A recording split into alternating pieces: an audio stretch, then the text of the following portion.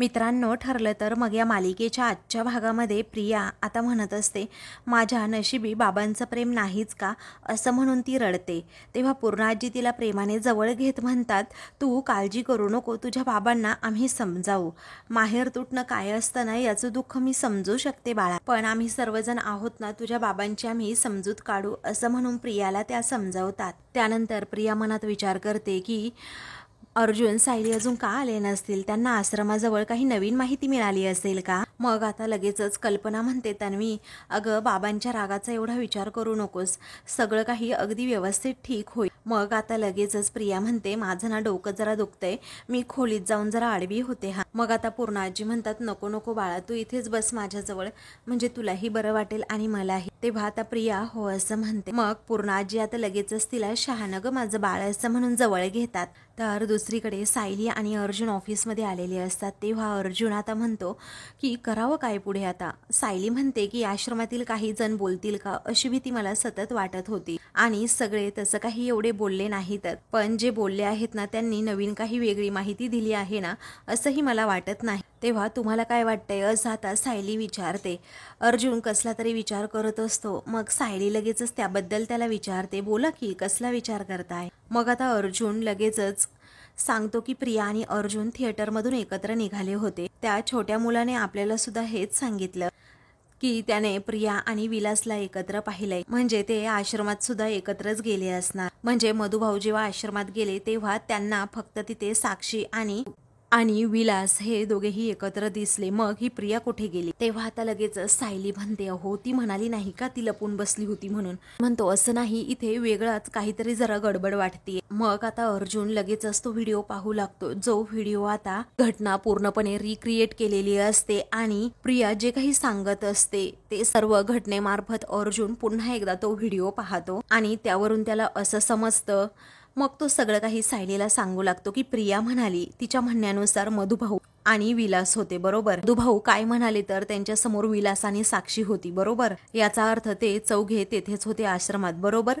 असा आता अर्जुन विचार करतो आणि सायलीला त्याबद्दल सांगतो. मग मधुभाऊंसमोर प्रिया का आली नसेल, हाही प्रश्न तो सायलीला करतो. मग आता सायली म्हणते, अहो ती काय म्हणाली आपल्याला, विलास आणि मधुभाऊंच्या वादावादीला घाबरून ती लपली, असं तिने कोर्टात सांगितलं होतं बरोबर. मग आता अर्जुन म्हणतो की मधुभाऊ आल्यापासून ती लपली होती, म्हणजे वादावादी सुरू होण्या अगोदरच ती का लपली असेल. मग यामागे नक्कीच काहीतरी प्लॅन होता, कदाचित साक्षी आणि प्रियाचा हा प्लॅन असेल. आपल्याला काहीतरी ट्रिक वापरून हे शोधून काढायला पाहिजे की ती नक्की का लपली होती. मग आता लगेचच सायली विचार करते, पण ती आता सगळं खरं का सांगू शकेल. तेव्हा अर्जुन म्हणतो, पण खोटं बोलण्यामध्ये खूप मोठी रिस्क असते मिसेस सायली, कारण आपण काय खोटं बोलतो ना, हे सगळं लक्षात ठेवावं लागतं, आणि मला नाही वाटत की प्रियाने सगळं काही लक्षात ठेवलं असेल. आता आपण पुन्हा एकदा तिला त्या रात्रीबद्दल विचारलं ना, तर ती तिचं जुनं स्टेटमेंट विसरून चुकीचं नक्कीच काहीतरी बोलणार. मग आता सायली विचारते, म्हणजे तुम्ही प्रियाशी परत बोलणार. मग आता अर्जुन म्हणतो, हो बोलावं तर लागेलच. मग आता सायली म्हणते, बरं ठीक आहे, जे काही बोलायचं असेल ना ते परवा बोला, उद्या नका बोलू. तेव्हा अर्जुन आता शांत बसतो आणि विचारतो, काय आता उद्या काय आहे.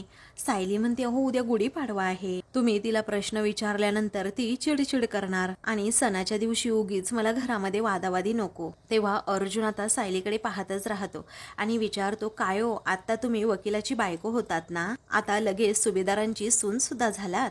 मग आता सायली म्हणते, घरच्यांच्या आनंदावर विरझन पडायला नको, ही साधी इच्छा माझी आहे, बाकी काहीच नाही. मग आता अर्जुन म्हणतो, आय एम सो लकी की तुम्ही माझी बायको आहात, कारण तुम्ही एका बाजूला केसचा सुद्धा विचार करताय आणि दुसऱ्या बाजूला घरच्यांची मनही सांभाळताय, आणि हे फक्त ना तुम्हालाच जमू शकतं. मग आता सायली म्हणते, नाही हा, असं काही नाहीये. अहो कितीतरी बायका घर सांभाळून नोकरी सुद्धा करतात, आणि मी त्यांच्यापेक्षा ना वेगळं काहीच करत नाही. मग आता तो म्हणतो, ते असेल मला माहित नाही, परंतु तुम्ही ना माझ्यासाठी खूप म्हणजे खूप स्पेशल आहात आणि वेगळे आहात, कारण तुम्ही कोण आहात तर अर्जुनची सायली आहात. तेव्हा आता सायली खूपच गोड लाजते, आणि ते पाहून अर्जुन अजूनच खुश होतो. दुसरीकडे आता कल्पना ही पूर्ण आजींना विचारते, उद्या तन्वी आणि अश्विनचा पहिला पाडवा आहे, आपण एक काम करायचं का, आपण एखादा दागिना घ्यायचा का तन्वीसाठी, डायमंडचा नेकलेस घ्यायचा. मग आता लगेचच प्रिया खुश होते, मनात विचार करते, अरे घे घे अगं कल्पना घे, त्या रिकाम्या माठाबरोबर लग्न केल्याचा काहीतरी फायदा तरी होऊ दे आता मला. तेव्हा पूर्ण आजी म्हणतात की अगं तिची हौस तरी कोण करणार, पण मला काय वाटतं हिऱ्यांच्या दागिन्यांपेक्षा ना आपण सोन्याचा एखादा घेऊयात, कारण पाडव्याला सोनं करतात. तेव्हा आता लगेचच कल्पना विचारते, तन्वी तुला कोणता दागिना हवाय ते सांग ना. मग आता प्रिया म्हणते, आई उगीच कशाला खर्च, मला काही एवढी सोन्याची हौस नाहीये, आपण न जास्त खर्च करायलाच नको, असं आता एकदम शांतपणे ती म्हणते. पण तिच्या मनात असतं की 4-5 तोळ्याचा हार तरी घ्या बाबा एखादा. मग आता अगं खर्च बिर्च काही नाही, तुला तर दागिना घ्यायलाच हवा ना, तू या घरची नवीन सून आहेस, असं आता पूर्णाजी म्हणतात. तर प्रिया मनात विचार करते की तुझी दुसरी नातसून घरात नाही आहे ना, तोपर्यंत मला शोधता येईल, कारण त्या दोघांचं काय चाललंय ना हे मला आता पाहायलाच हवं. फेक कॉल करून ना कल्टी मारतेच, असं म्हणून ती आता जायला निघते. तर आता कुठे असं कल्पना विचारते, तेव्हा ती म्हणते आलेच, हा मला ना जरा फोन आलाय. त्यानंतर आता प्रिया लगेचच थोडी बाहेर जाते आणि तेथेच लपून बसते. मग त्यानंतर पूर्णाजी म्हणतात, लवकर आली म्हणून बरं झालं बाई. तेव्हा कल्पना म्हणते, हो ना, मग आता चला मी जाऊन आतमध्ये पडते जरा, असं पूर्णाजी म्हणतात. तेव्हा कल्पना म्हणते, चला मग मी तुम्हाला सोडते. तेव्हा आता पूर्णाजी म्हणतात, गेले ग पायी, आता माझे म्हातारी झाले ना मी. कल्पना पूर्णाजीचे हात पकडते आणि त्यांना रूममध्ये घेऊन जाते. आता पूर्णाजी आणि कल्पना या दोघीही गेल्यानंतर प्रिया लगेच आतमध्ये येते आणि सर्वांचा डोळा चुकवून लगेचच अर्जुन आणि सायलीच्या रूममध्ये जाते. तेथे गेल्यानंतर आता ती म्हणत असते की अर्जुन आणि सायली नक्की काय करतायत याच्या खुणा तरी इथे असतीलच, असं म्हणून ती आता तेथे असणाऱ्या सर्व फाईल लगेच चाळू लागते आणि त्याचबरोबर तेथे तिला काहीही मिळत नाही. मग आता ती लगेच कपाटामध्ये शोधू लागते, यांच्याकडे काही पुरावे आहेत का काय. मग आता अर्जुनच्या पुस्तकांच्या शेल्फमध्ये सुद्धा ती काही पुरावे सापडतायत की नाही हे शोधण्याच्या प्रयत्नात असते. पण तिला तेथे ते लगेचच अर्जुन आणि सायलीने एका बोर्डवर जे छान प्रकारे असे फोटो लावून ठेवलेले असतात ते कोलाज दिसतं. मग आता ती लगेचच त्या कोलाजवर हात ठेवून पाहते आणि सर्व फोटोंवरून अशी हात फिरवत असते. तेव्हा आता तिला जरा डाऊट आलेला असतो की ह्या कोलाज मागे काही असू शकतं का, म्हणून ती ते चेक करत असते. तेवढ्यातच तिच्या खांद्यावर कोणीतरी हात ठेवतं, तर ती खूपच घाबरते. तिला वाटतं की सायली अर्जुन आले, असं म्हणून ती मागे पाहते. मग आता तेथे कल्पना असते. कल्पनाला पाहून तिला तर मोठा हादराच बसतो. मग आता कल्पना विचारते, काय ग तन्वी, अर्जुनच्या रूममध्ये आलेलं त्याला आणि त्याच्या बायकोला नाही आवडत ना, हे माहीत आहे ना तुला, मग कशाला उगीच यायचं. मग आता लगेचच प्रियाला काय बोलावं हे सुचत नाही, तिला घाम फुटतो. मग आता तेव्हा ती म्हणते की आई ॲक्च्युली अगं मी तुझ्याच खोलीत येत होते अगं, तेवढ्यातच मला आवाज आला या खोलीतून, म्हणून मी काळजीपोटी आतमध्ये आले. तर बघितलं तर काय, खिडक्या उघड्या होत्या, एक कबूतर आलं होतं, ते खिडकीवर असं फडफडत बसलं होतं. म्हटलं आत आलं तर घाण करेल ना सगळीकडे, आणि म्हणूनच मी खिडकी बंद करायला आले. तेव्हा कल्पना आता हसते आणि म्हणते, तन्वी अगं ते दोघेही तुझा एवढा अपमान करतात तरीही तू त्यांचाच विचार करतेस. मग आता प्रिया साळसूतपणाचा आव्हानात म्हणते, आई अगं घरातील माणसांचा कुणीतरी विचार करायला हवाच ना, आणि दाराला कुलप लावायची, खिडक्या उघड्या सोडायच्या, असं करून कसं चालेल सांग बरं, कारण मी दृष्टही नाहीये आणि बेजबाबदार सुद्धा नाहीये. मग आता लगेचच कल्पना म्हणते, तन्वी बाळा तू किती गुणी मुलगी आहे ना हे मला चांगलंच माहित आहे, पण आता ना खाली चलते, जर पुन्हा आले ना इकडे तर उगीच तमाशा नको. तेव्हा प्रिया लगेचच हो हो असं म्हणते. दोघीही रूममधून आता बाहेर जायला निघतात. तर आता या दोघीही जिन्यावरून खाली येत असताना समोरूनच अर्जुन आणि सायली घरामध्ये एंट्री करतात. तेव्हा आता लगेचच प्रियाला असं वर असलेलं पाहून सायली मनात विचार करू लागते की ह्या प्रियाचं नक्की चाललंय काय, सतत वर का असते, की ती आईंच्या खोलीमध्ये बसली असेल, काहीच अंदाज येत नाही हिचा, असं म्हणून ती अर्जुनकडे पाहते. तर आता लगेचच प्रिया घाबरते आणि मनातच विचार करते की हे दोघे कुठून येत असतील ना, काही अंदाजच येत नाहीये, कळतच नाही नक्की काय करावं, या दोघांचं काय चाललंय, शोधायचं कसं, हा प्रश्न तिला पडलेला असतो. मग त्यानंतर कल्पना तडातड खाली येते आणि त्या दोघांकडे पाहतच राहते, पण एक शब्द सुद्धा ती अर्जुन सायली बरोबर बोलत नाही. प्रियाला घेऊन आपली दुसरीकडे जाते. तेव्हा अर्जुन आणि सायली दोघेही रूममध्ये येतात. तेव्हा सायली मात्र विचार करत असते. अर्जुन दार बंद करून घेतो आणि विचारतो, काय झालं, आता ती प्रिया ना सतत तुमच्या समोर येणारच आहे, त्यामुळे इग्नोर करायचं आपलं, जाऊ द्यात तिकडे. मग आता सायली विचारते, पण मला एक गोष्ट कळत नाही, ती प्रिया सतत अशी वर काय येत असते, तिची रूम खाली आहे की नाही. मग आता तो म्हणतो की बसली असेल मम्माच्या रूममध्ये तिकडे गॉसिप करत आपली तुमच्याबद्दल. मग आता असं म्हणून तो हसतो. तेव्हा आता लगेचच सायली म्हणते, नाही हो, यावेळी आई कधीही अशा रूममध्ये बसत नाही, कामाची वेळ आहे ही. मग आता अर्जुन म्हणतो की ती प्रिया ना स्वतःच एक गडबड आहे, त्यामुळे ना काही आता बोलायलाच नको आपण, असं म्हणून तोच आपला गप्पा बसतो. तेव्हा आता सायलीला राहून राहून आता असं शंका येत असते की काहीतरी गडबड आहे, म्हणूनच ती कपाट उघडते. त्यामध्ये आता तिला समजतं की काहीतरी गडबड आहे, कारण प्रियाने आता जी स्कार्फची बॅग असते ना त्याचं बिल वगैरे पाहिलेलं असतं, पण तिच्या आता काहीच लक्षात आलेलं नसतं. आणि मग सायली आता अर्जुनला विचारते, काय हो, या स्कार्फच्या बॅगला तुम्ही हात लावला होता का? मग आता अर्जुन म्हणतो, नाही, का बरं? मग आता सायली म्हणते, ही अशी वेडीवाकडी कोणी कोंबून ठेवली, मी तर व्यवस्थित ठेवली होती. तेव्हा अर्जुनला धक्का बसतो. तर सायली म्हणते, म्हणजे तुम्हाला समजतंय का, प्रिया ना आपल्या खोलीत आली होती आणि तिने कपाट सुद्धा उघडलं, ही बॅग सुद्धा उघडली होती. मग कदाचित तिने आपला आवाज ऐकून हा स्कार्फ यामध्ये कोंबून ठेवला आणि मग खोलीच्या बाहेर आईंना भेटून ती खाली आली. मग आता अर्जुनला सुद्धा डाऊट येतो. तेव्हा तो म्हणतो, तुम्ही असं बोलताय ना, हे झालं आहे की नाही हे माहीत नाही, परंतु प्रिया आपल्या खोलीमध्ये काहीतरी शोधण्याचा प्रयत्न करते हे नक्की, कारण आपल्या रूमला कुलूप लावलं होतं हे कुणालाही कळलं नाही, पण कुणाला समजलं, फक्त प्रियाला. मग आता लगेचच सायली विचारते, या प्रीती ब्युटिकची बॅग बघून तिला संशय आला असेल का, की आपण बुटीकमध्ये पुरावे शोधतोय? तेव्हा अर्जुन म्हणतो, माहित नाही, पण आता ना जास्त आपल्याला अलर्ट राहायला हवं. आपण आपल्या रूमला आता कुलूप लावू शकत नाही, परंतु ते पुरावे आपल्या हातात आहेत, त्यांना तर आपण नक्कीच लपवू शकतो, बरोबर ना? तर दुसरीकडे नागराज आणि महिपत हे दोघेही आता घरामध्ये बसलेले असतात. आता पवार वकिलाची एनओसी आणून आता त्याने टेबलवर ठेवलेली असते. तेव्हा आता नागराजला तो म्हणतो, पवार वकिलाची एनओसी तर मिळाली, परंतु या अर्जुन सुभेदारासमोर नवीन कोणता वकील उभा करायचा ना हेच कळत नाहीये मला आता. मग आता नागराज नशेतच म्हणतो, नवीन वकील शोधायचा हे तू मला का सांगतो रे महिपत? आता तो वकील शोधण्याचं काम फक्त तुझं आहे, तूच कर बाबा ते काम. अरे आता पोरगी गेली आहे 3 महिन्यासाठी जेलमध्ये, पण कधी जन्मठेपेची शिक्षा भोगावं लागेल ना हे तुला सुद्धा कळणार नाही. तेव्हा आता लगेचच तो म्हणतो, माझ्या ओळखीचा एक वकील आहे, मी त्याला फोन लावून पाहतो, असं म्हणून लगेचच महिपत एका वकिलाला कॉल करतो. मग आता तो वकील कॉल रिसीव्ह करत विचारतो, बोला ना साहेब, आज माझी आठवण कशी काढलीत तुम्ही? तेव्हा आता वकिलाकडे खोबरे तेलाची बाटली तर नाही मागणार ना, असा प्रश्न आता महिपत करतो. मग आता आमची केस द्यायची होती, तुम्हाला घेणार का, असं आता महिपत विचारतो. तेव्हा हायवे जवळच्या जागेचं काही लफडं नाही ना, असं वकील विचारतो, कारण ती केस आम्ही जिंकून दिली तुम्हाला समजा. मग आता ती केस नाही, माझी मुलगी ना एका खोट्या खुनाच्या आरोपाखाली तिकडे अडकली आहे ना, त्या केसबद्दल मी बोलतोय. मग आता अर्जुन सुभेदार लढत आहेत तीच केस का, असं आता वकील विचारतात. मग महिपत म्हणतो, हो तीच केस ती, आता कधी भेटायचं बोला बरं. मग आता लगेचच तो वकील म्हणतो, सॉरी महिपत साहेब, जी केस मी जिंकूच शकणार नाही ती मी कशाला लढू, आणि कोर्टात अशी बातमी आहे की अर्जुन सुभेदार ही केस सोडवण्याच्या जवळपास येऊन सुद्धा पोहोचले आहे. आता दुसरा जो कोणी वकील त्यामध्ये उडी घेईल ना तो नक्कीच हरेल. मग आता महिपत म्हणतो, आत्ताच शेपूट घातले का? तेव्हा मी ही केस नाहीच घेऊ शकत, असं वकील म्हणतो आणि लगेचच फोन ठेवतो. तेव्हा महिपत आता खूपच चिडतो आणि काय करावं आता असं म्हणून दुसऱ्या वकिलाला फोन करतो.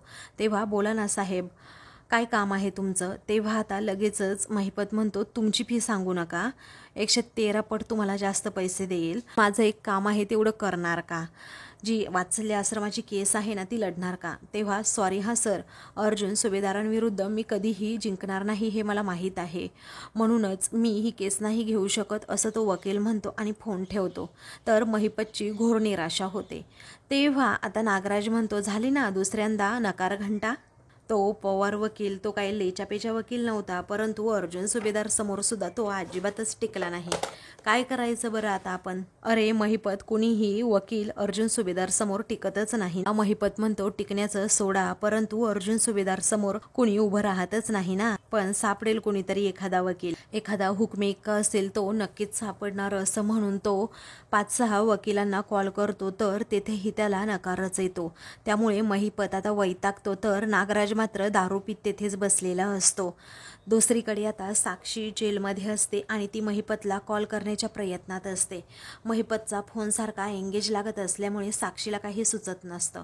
एका क्षणी महिपत सुद्धा इकडे थकतो आणि आता कुणालाच तो कॉल करत नाही. मग आता लगेचच साक्षीचा फोन त्याच्या मोबाईलवर येतो. तेव्हा तो कॉल रिसीव्ह करत बोल पोरी असं म्हणतो.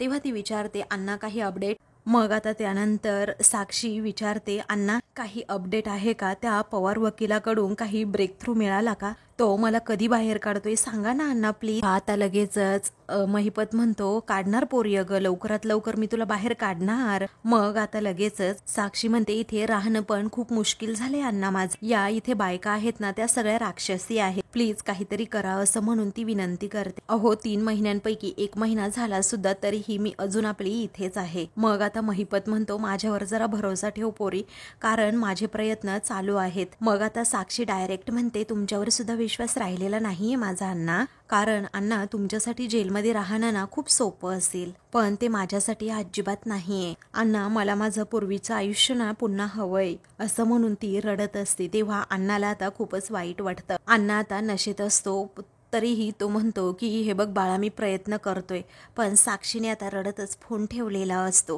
त्यामुळे अण्णाचाही नाईलाज होत. मग आता नागराज म्हणतो महिपत तुझ्यावर कोण भरोसा ठेवणार आहे सांग ना.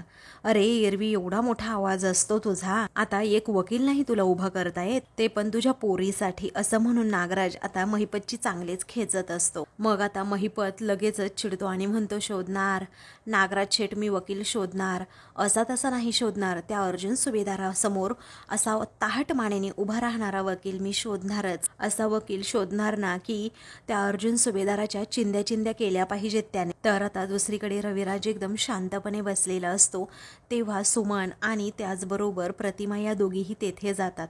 प्रतिमा आता सुमनकडे पाहते तर सुमन इशारा करून बोलायला सांगते. मग आता लगेचच प्रतिमा विचारते तुम्ही माझ्याशी अजिबात बोलणार नाही आहात का हो? मग आता लगेचच सुमन म्हणते अहो भाऊजी उद्या गुढीपाडवा आहे, निदान सणासाठी म्हणून तरी तुम्ही राग सोडा ना प्लीज. अहो बोला ना वहिनींबरोबर, असं नका ना करू असं ती फोर्स करत असते. तर रविराज अजिबात प्रतिमाकडे पाहत सुद्धा नाही. मग आता प्रतिमा म्हणते उद्या गुढीसाठी नवीन साडी आणावी लागेल, ती तरी तुम्ही आणाल ना? मग आता लगेचच रविराज हा मनात विचार करतो पूर्वी सुद्धा गुढी पाडव्याच्या निमित्ताने का होईना किंवा गुढीसाठी का होईना प्रतिमा हक्काने साडी मागून घ्यायची नवीन, आणि यावर्षीही मी तिला ती अगदी आनंदाने घेतली असती, पण आता असं म्हणून तो गप्प राहतो. मग आता उद्या गोडाचं काय करायचं आपण ठरवूयात ना गं असं प्रतिमा विचारते.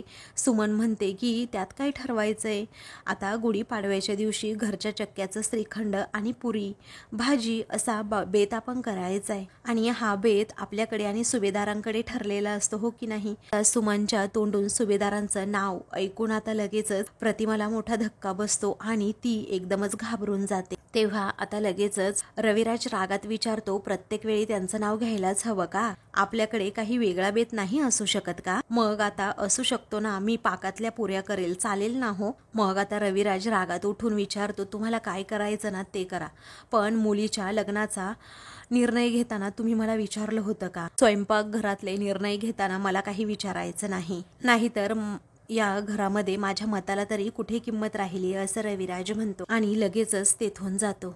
तेव्हा आता सुमन आणि प्रतिमाला खूपच वाईट वाटतं. तर दुसरीकडे आता प्रिया मस्तपैकी बेडवर अशी पडलेली असते. तेव्हा कल्पना माझ्या मध्ये तळमडली नसती ना तर माझ्या हाताला काहीतरी लागलंच असतं असं प्रिया म्हणते. एवढं त्या सायलीच्या कपाटापर्यंत पोहोचून काय बघितलं तर त्या सायलीचं शॉपिंग, आणि तिची लायकी तरी आहे का 2000चा स्कार्फ वापरण्याची? तिला ना असे रस्त्यावरचेच कपडे शोभून दिसतील. मग आता त्यानंतर तिच्या मनात विचार येतो पण सायलीला तर अजिबातच शॉपिंग करायला आवडत नाही. या केसचं टेन्शन असताना ती शॉपिंग करायला तरी कशी गेली? मग आता तिला त्या गोष्टी पुन्हा एकदा आठवतात की कशा प्रकारे सायलीच्या कपाटामध्ये ती शॉपिंगची बॅग होती, त्याचबरोबर त्यामध्ये एवढा महागडा स्कार्फ सुद्धा होता. तेव्हा ती आता मनात विचार करते म्हणजे प्रीतीज ब्युटिक हे नाव मी कुठेतरी ऐकलंय. मग आता तिला आठवतं की साक्षी ही त्या ब्युटिकमध्ये जाते, कारण ती नेहमीच त्या ब्युटिकमध्ये पर्समध्ये ते कार्ड होतं आणि तेच नेमकं आश्रमात पडलं होतं हे साक्षीने प्रियाला सांगितलेलं असतं, आणि त्याच ब्युटिकच्या कार्डपर्यंत अर्जुन पोचला असता तर मी अडकले असते, कारण नशीब अर्जुनने ते पुरावा म्हणून सापडलेलं कार्ड अण्णांनी खूप प्रयत्न करून ते पोलीस स्टेशनमध्ये जाळून टाकलं होतं. मग आता प्रिया तोच विचार करत असते की सायली नेमकी त्याच बुटीकमध्ये गेली कशी, कारण काहीतरी गडबड आहे असा तिच्या मनात संशय निर्माण होत. तेवढ्यातच पुन्हा एकदा तिला महिपतचा कॉल येतो. तेव्हा ती आता कसंबसा तो कॉल रिसीव्ह करते आणि विचारते, हॅलो, काय झालं? मग आता तो विचारतो, काय झोपा काढतीयस की काय ग तू, की नवीन नवऱ्याबरोबर तुझं काहीतरी गुलुगुलू चाललंय? मग आता ती लगेचच म्हणते, पण आता घेतलाय ना फोन, बोला की आता. तेव्हा आता महिपत म्हणतो, आत्ता घेतला का, पण काही खबरबात काढली की नाही त्या सुभेदारांच्या घरातली, की फक्त हादडतीये तिथे? तसं असेल तर माझ्या थोड्याशा बंदुकीतल्या गोळ्या पण खा. तेव्हा ती आता म्हणते की मी इथे फक्त हादडत नाहीये, मला एक हिंट मिळाली आहे. तेव्हा ती आता म्हणते, साक्षी ज्या बुटीक मधून नेहमी कपडे खरेदी करते ना, त्या बुटीक जवळ अर्जुन आणि सायली जाऊन पोहोचले आहेत. म्हणजे मला सायलीच्या कपाटामध्ये त्या बुटीक मधून घेतलेला स्कार्फ आणि त्याची पावती सापडली. अहो, हे तेच बुटीक आहे ज्याचं कार्ड अर्जुनला सापडलं होतं, जे साक्षीच्या पर्स मधून पडलं होतं त्या खुनाच्या रात्री. तेव्हा आता नागराज म्हणतो, हे दोघे गेले म्हटल्यानंतर चौकशीसाठीच गेले असणार ना. मग आता महिपत म्हणतो, हा योगायोग सुद्धा असू शकतो नागराज शेठ. अगं, बिल आणि पिशवी मिळाली म्हणून तू काय मोठा तीर नाही मारला. अजून काही कळलं का? तेव्हा ती म्हणते, नाही, आणखी नाही काही कळलं. तेव्हा आता ती म्हणते, थांबा अजून एक आहे. असं म्हणून ती लगेच सांगते, अर्जुन आणि सायली दोघेही आश्रमाच्या शेजाऱ्या पाजाऱ्यांना भेटतायत आणि प्रश्न विचारतायत. तेव्हा काय प्रश्न, असं महिपत विचारतो. तेव्हा प्रिया म्हणते, नाही, ते नाही माहीत मला. तेव्हा अशा अजिबात अर्धवट खबर आणायच्या नाही, पूर्ण खबर आणत जाना, असं रागातच महिपत म्हणतो. तेव्हा ती म्हणते की हो, मी प्रयत्न करतेच. तेवढ्यातच आता अश्विन तेथे येतो आणि तन्वी, असं तिला म्हणतो. मग आता प्रिया खूपच घाबरते, फोन ठेवते. तिला वाटतं की आता अश्विनने सगळं काही ऐकलं. तेव्हा तो अगदी तिच्या जवळच येऊन उभा राहतो आणि हळूच विचारतो, काय ग, एवढी का घाबरली आहे? आणि तुझा नवरा एवढा स्केरी दिसतो का? अगं, एवढं घाबरायला तेव्हा कुठे जाऊन प्रियाच्या जीवात जीव येतो. मग आता ती जरा हसते आणि अश्विनला म्हणते, अरे नाही रे, मी तुझाच विचार करत होते, तेवढ्यात तू आलास आणि म्हणून मी घाबरले. तेव्हा तो म्हणतो, माझा विचार करत होतीस तू? काही पण हा, कारण तू फोनवर बोलत होतीस. तेव्हा ती म्हणते, अरे मैत्रिणी बरोबर बोलत होते, अगदी तुझ्याबद्दल. तेव्हा तो म्हणतो, दॅट्स सो स्वीट. मग आता तो म्हणतो, बरं ते जाऊ दे, मी तुझ्यासाठी काहीतरी आणलंय.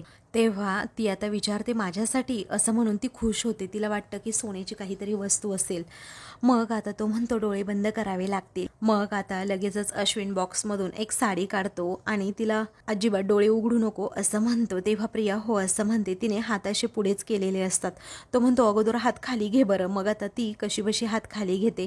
तो तिच्या खांद्यावर लगेच साडी ठेवतो आणि आरशाजवळ तिला घेऊन जातो. मग आता डोळे उघडू का असं ती विचारते. तेव्हा तो म्हणतो, हो उघड. मग आता ती डोळे उघडून पाहते तर त्याने तिच्यासाठी लाल रंगाची मस्त अशी साडी आणलेली असते. तेव्हा ती म्हणते, अरे वा, साडी खूप छान आहे हा. मग आता तो विचारतो, नक्की आवडली ना तुला?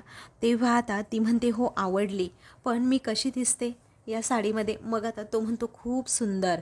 अगं, उद्या पहिला पाडवा आहे ना आपला, तू उद्या ही साडी नेसायचीस. आणि एक सांगू, या साडीचा रंग ना तुझ्यामुळे आणखी छान दिसतोय. तेव्हा आता तो लगेचच तिला जवळ घेतो. मग आता प्रिया मनात विचार करते की अरे बाबा, तू महिपत बरोबर मला बोलताना नाही पाहिलं ना, हेच माझ्यासाठी खूप आहे. आता एक अशा नाही तर 4 साड्या नेसेन मी तुझ्यासाठी. दुसरीकडे सायली म्हणते, मला तर असं वाटतंय की खुनाच्या अगोदरच साक्षी आणि प्रियाची हात मिळवणी झाली होती असं मला वाटतंय. मग आता सायली जरा टेन्शनमध्ये असते. तेव्हा अर्जुन आता म्हणतो, आपल्याला ब्रेक थ्रू नक्कीच काहीतरी मिळेल.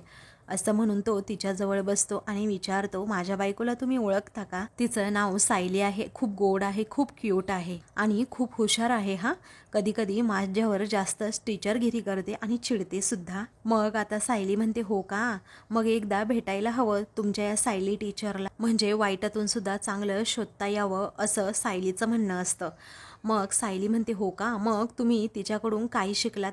तेव्हा तन्वी या घरात राहायला आली, हे तर वाईटच झालं, पण यातून काहीतरी चांगलं निघू शकतं. आता अर्जुन सायलीला म्हणतो. तेव्हा सायली विचारते, काय? मग आता अर्जुन पुढे सांगू लागतो की तन्वी अगोदर वेगळ्या घरात राहत होती, त्यामुळे ती कुठे राहते, कुठे जाते, कुणाला भेटते हे आपल्याला माहीत नव्हतं.